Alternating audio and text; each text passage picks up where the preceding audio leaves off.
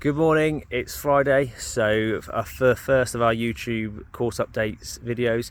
The boys have been out doing a great course setup this morning, been out cutting greens, rolling greens, 2 out tees and aprons, and we've changed the holes, got the golf course ready for the weekend. Also, of course, our standard 5 AM bunker rake, get in there nice and early, get those raked up as well. What else has happened on the course this week? We've really started to notice cutting frequency is starting to reduce, where these overnight temperatures are really reducing growth on the golf course. So down to 4 to 5 cuts a week on greens. So, and then we're swapping those out with rolling. So keep that performance up. But yeah, certainly less of demand to be cutting, which can be good for us this time of year. It means we can start focusing on some more project based works.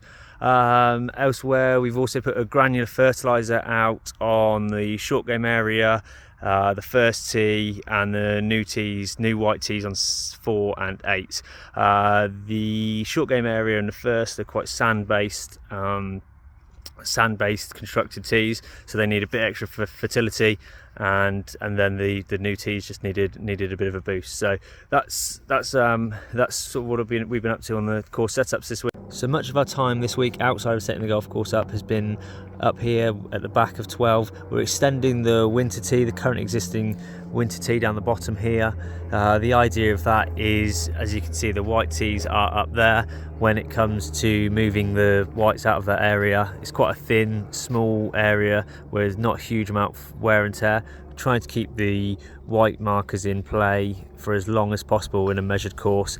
So the idea here is to extend this tee back and exactly that, try to keep those whites out for longer. So we've been up here, we've put the boards down in so we know what level we need to be, put a sub base in, and we've just got the root zone out here. So this will be sort of spread and then evenly distributed next week before seeding, and then going onto the banks from there. We've also built up the Type 1 path down here. We've had some sort of recycled Type 1 material. It hasn't gone down quite as well as we planned. We do know it is very soft in some areas, so we'll look into that. We'll either use it as a base and then possibly put some cleaner Type 1 on the top, or scrape it away and start again, but we are very aware that it is a bit soft. So if you bear with us for the time being, we are aware of it. So I'm just up on the newly constructed 8th white tee. There's been a few questions asked as to what's going on with the chalk area in front of this tee, so I'll just flip this round. So this area, we've taken a little bit of inspiration from the 17th, where we left some chalk open on the left hand side of that newly constructed tee last year.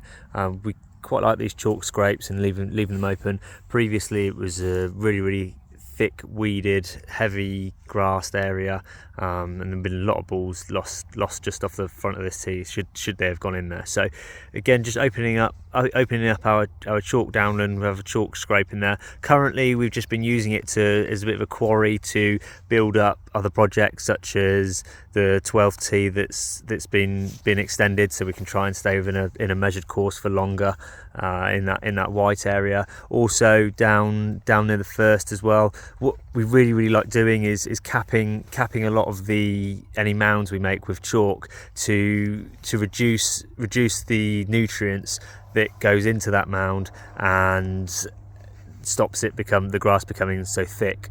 So capping that with chalk is a very good way of doing that before putting the turf on. It's pretty much exactly what happened at the back of this tee, which is a good example. It's very nice, thin and wispy, all in this area. So that's the look we're going for. So as I said, quarrying this out to use for other projects, and we will turn this into what will look like a bunker shaped chalk pit in time once we're finished quarrying, and I think it will add quite a lot of good aesthetics to the hole as well. So this year we've installed a rubber crumb all around the clubhouse, outside the pro shop, around the clubhouse area, and around the patio too. Extended it all the way to the men's changing rooms.